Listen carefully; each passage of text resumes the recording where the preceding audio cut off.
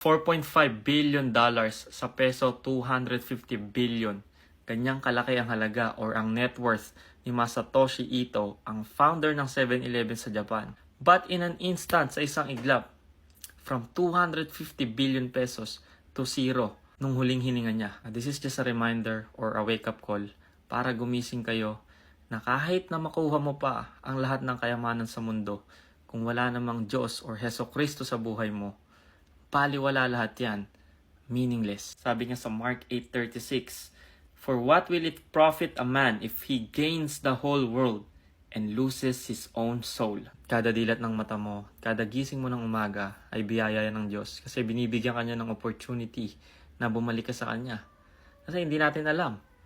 155,000 people ang namamatay araw-araw. Pwede tayong mamatay habang natutulog. Pwede tayong mamatay habang naglalakad. Hindi natin alam. Malinaw sa Bible, after death comes judgment. Wala nang second chance. Heaven or hell lang. At kung namatay ka na walang Heso Kristo sa buhay mo, sa impyerno ang bagsak mo. At hindi ko sinasabi to para takutin ka or i-condemn ka. I'm just telling you the truth. Whether you believe it or not, ito yung katotohanan. So I'll ask you one question. Do you know God? Do you have an intimate relationship with Him? Kasi hindi sapat na naniniwala lang tayo sa Kanya. The Bible is very clear.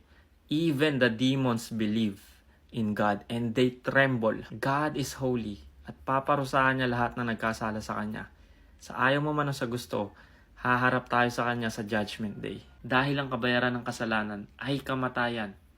But the good news is, Jesus paid it all. Kaya ang sabi niya, di ba, bago siya mamatay, it is finished, tetelestai. Binayaran niya na ng buo ang kasalanan natin. Sabi nga sa Romans 6:23, ang kabayaran ng kasalanan ay kamatayan. Pero ang regalo ng Diyos ay walang hanggang buhay. Regalo, meaning binibigay ng libre. Tatanggapin na lang natin. So today is the day of salvation. Kung ano man ang ginagawa mo, this is the time to stop for a moment. Pumasok ka sa kwarto mo, sara mo yung pinto, bow down, and ask God for forgiveness and surrender your life to Him. If you don't know where to start, humble yourself first. Repent. Repent in Greek word is metanoia, meaning change of heart, change of mind. And start reading your Bible. If you don't know how to start reading your Bible, you can watch my videos. Maybe it will help. Come on, wake up. Lahat ng bagay dito sa mundo ay temporary lang.